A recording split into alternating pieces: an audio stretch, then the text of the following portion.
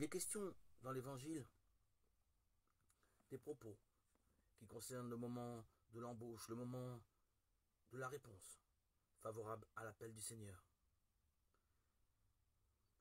La parabole ne parle plus d'ouvriers mais de fils, c'est-à-dire dans le langage biblique des enfants d'Israël.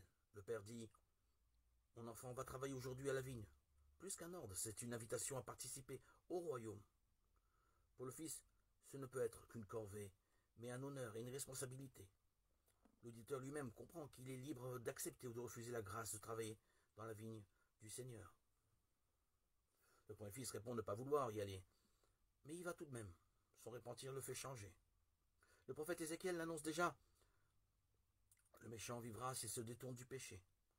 Le second répond positivement avec déférence, mais n'y va pas.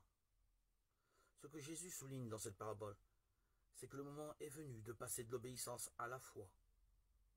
Les grands prêtres et les anciens restent scrupuleusement attachés aux commandements et aux prescriptions de leur religion.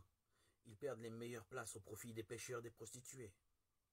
La lie de la société, parce qu'ils refusent de suivre la voie du salut proposée par Jésus et annoncée par Jean le Baptiste. Ils laissent leur place à un peuple nouveau de croyants. Ils disent, mais ne font pas. Or Jésus nous a avertis dans le sermon sur la montagne, ce n'est pas en me disant Seigneur, Seigneur, qu'on entrera dans le royaume des cieux, mais c'est en faisant la volonté de mon Père qui est aux cieux. Matthieu 7, 21.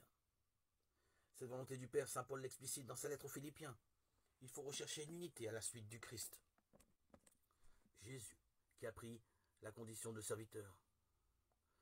Le mystère de l'abaissement du Verbe dans notre chair, dans notre histoire, obéissant à l'amour jusqu'à la mort de la croix, lave toutes nos désobéissances et ouvre au salut. Croire en la parole, se repentir et agir en frère, telle est la voie du royaume de Dieu, qui est l'œuvre et à l'œuvre dès aujourd'hui.